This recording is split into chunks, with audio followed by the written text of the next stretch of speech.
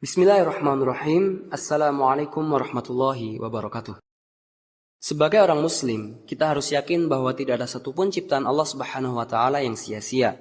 Meski mungkin saja belum tersingkap sama sekali apa manfaat dan kegunaannya. Setiap makhluk di semesta ini punya tugas masing-masing. Bahkan setiap partikel terkecil di kosmos ini mempunyai fungsi tersendiri. Artinya tidak ada makhluk di alam ini kecuali punya misi yang sedang mereka jalani. Lalu bagaimanakah dengan nyamuk? Mengapa hewan ini harus hadir di dalam kehidupan ini? Keberadaan nyamuk di dunia ini sangat dinanti-nanti oleh pemangsa. Banyak binatang yang hidupnya bergantung pada nyamuk. Jika tidak ada nyamuk, bisa jadi mereka mati kelaparan.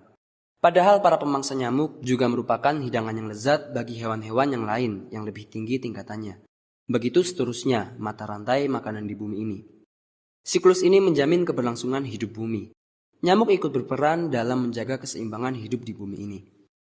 Lalu apakah pentingnya nyamuk bagi manusia? Nyamuk yang sering kita cela dan kita maki sebenarnya memberikan keuntungan yang sangat besar bagi kesejahteraan kita umat manusia. Penyakit-penyakit yang ditimbulkannya mendorong manusia untuk mempelajari nyamuk.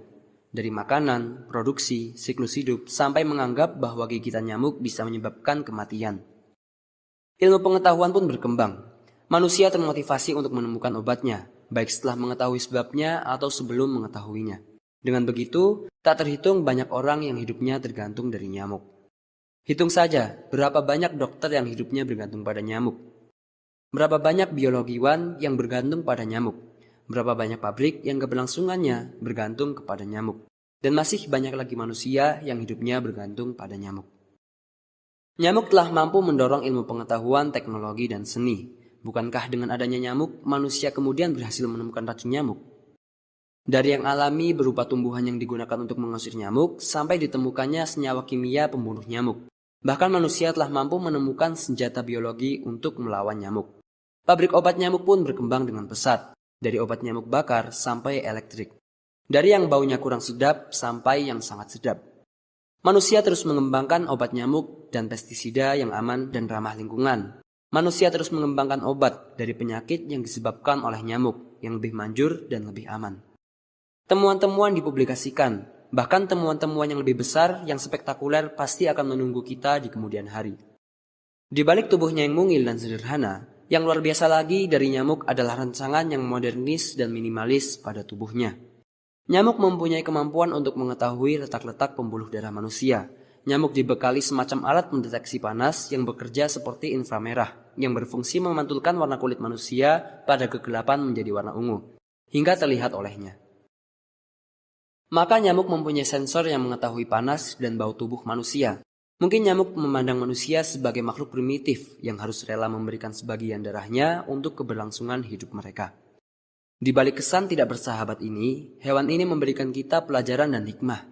Nyamuk merupakan ahli bedah yang sangat hebat. Manusia belum mengenal teknik pembedahan modern. Mungkin baru 1 ataupun 2 abad yang lalu. Sedangkan nyamuk sejak ribuan ataupun jutaan tahun yang lalu telah mengenal teknik pembedahan modern. Ketika kita merasakan gigitan nyamuk, sebenarnya yang terjadi adalah nyamuk sedang melakukan pembedahan dengan cepat dan akurat. Dimulai dari hinggap ke tubuh kita dan menempelkan mulutnya yang mirip sedotan yang disebut juga trombosis. Lalu terdapat pisau yang merobek kulit kita dengan cara maju mundur hingga menemukan urat darah. Setelah itu baru menghisap darah. Seorang bijaksana pernah berkata bahwa nyamuk betina menghisap darah manusia hanya untuk memperoleh protein. Dan darah yang dihisap bukan sembarangan darah. Yang menakjubkan, nyamuk mengambil darah manusia dalam jumlah yang sedikit, hanya untuk mempertahankan 1 generasi turunan saja. Nyamuk yang mungil itu sadar bahwa keserakahan justru akan merugikan dirinya. Sebab ketika nyamuk menghisap darah yang begitu banyak, perutnya akan membesar dan membuatnya sulit terbang. Kelincahan pun berkurang hingga mudah tertangkap oleh mangsanya. Berbeda dengan manusia yang mempunyai sifat serakah. Jika keuntungan di depan mata, maka tak mudah bagi manusia untuk menahan diri meraup sebanyak-banyaknya.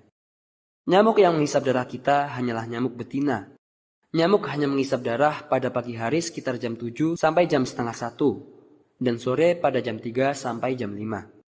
Bukankah nyamuk yang bertubuh kecil dan tampak sederhana itu hanya mengincar korbannya pada pagi hari saat orang-orang pemalas pada jam-jam produktivitas masih tertidur? Bukankah dengan begitu, nyamuk justru mengejutkan kita agar semangat beraktivitas di pagi hari dan sore hari? Dan maha benar firman Allah, Sesungguhnya Allah tiada segan membuat perumpamaan berupa nyamuk atau yang lebih rendah dari itu. Adapun orang-orang yang beriman, maka mereka yakin bahwa perumpamaan itu benar dari Tuhan mereka. Tetapi mereka yang kafir mengatakan, apakah maksud Allah menjadikan ini untuk perumpamaan dengan perumpamaan itu? Banyak orang yang disesatkan Allah, dan dengan perumpamaan itu pula banyak orang yang diberinya petunjuk.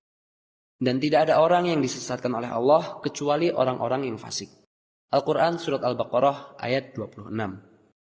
Dan inilah sedikit video tentang nyamuk yang membawa penyakit namun mengapa Allah ciptakan. Semoga video ini bermanfaat. Wallahu ta'ala a'lam. Wassallallahu wassalam wa baraka ala sayyidina Muhammad wa ala alihi wa sahbihi ajma'in. Wassalamualaikum warahmatullahi wabarakatuh.